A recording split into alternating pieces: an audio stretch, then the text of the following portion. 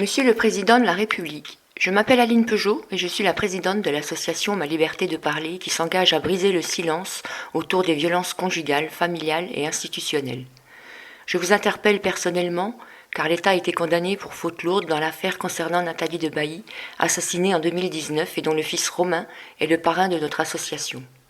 Plus récemment, et toujours dans des circonstances similaires, à savoir l'inertie totale des institutions comme des services publics, nous déplorons le suicide de l'institutrice Caroline Grandjean et le meurtre d'Inès Messelem. Alors par cette missive, je vous le demande au nom de tout un peuple qui, à juste titre, ne se sent ni écouté ni en sécurité dans son propre pays, que se passe-t-il ? Sauf erreur de ma part, vous êtes le représentant physique de l'État, mais lorsque celui-ci est contraint à verser une peine pécuniaire, ce n'est assurément pas sur vos propres deniers que le montant est saisi, je présume. J'espère que le sarcasme de la République ne va pas jusqu'à faire payer aux contribuables les sommes pour lesquelles le gouvernement a été sanctionné.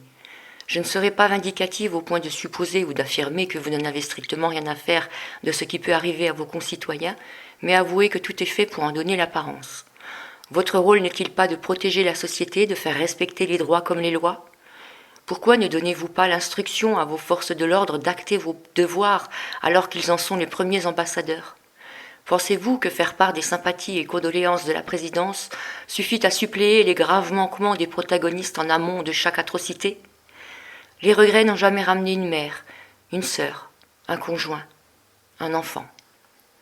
Je reconnais que certains mouvements d'un féminisme extrême, violent et revanchard font énormément de tort à la parole, mais il est possible de ne pas faire un amalgame systématique qui mène à la mort de véritables et innocentes victimes.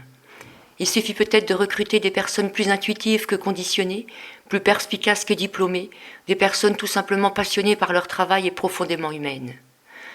Vous savez, Monsieur le Président, je suis issue de la famille des automobiles du même nom et j'ai été élevée dans le respect des autres, ce qui implique de ne pas mettre en danger la vie d'autrui. La marque familiale appliquait cette valeur lors de la construction des voitures et vous-même imposez des normes rigoureusement strictes à tous les industriels. Alors pourquoi n'incarnez-vous pas cette même rigueur pour la sûreté de la population ? J'ai à plusieurs reprises interpellé vos ministères ainsi que la première dame, votre épouse, concernant la prise en charge financière des réparations esthétiques et chirurgicales dues aux séquelles des violences conjugales. Sans succès, et seules les personnes qui en ont les moyens peuvent accéder à ce droit fondamental, celui de ne pas subir encore et encore la signature d'une non-assistance à personne en danger. Parmi vos missions, Monsieur le Président de la République, il y a celle de donner l'exemple, car une structure sociale est à l'image de sa tête dirigeante. Or, un peuple persuadé de votre indifférence le devient également. C'est pourquoi la violence est malheureusement devenue un fait populaire, l'injustice une fatalité, le mépris une philosophie de vie. L'association Ma Liberté de Parler refuse que les valeurs d'intégrité, d'écoute, de solidarité et de justice se perdent. C'est pourquoi j'ai l'honneur de solliciter un entretien avec la personne que vous jugerez appropriée d'associer à notre mouvance, afin de se retrouver sur ce même terrain d'engagement et de volonté d'évolution.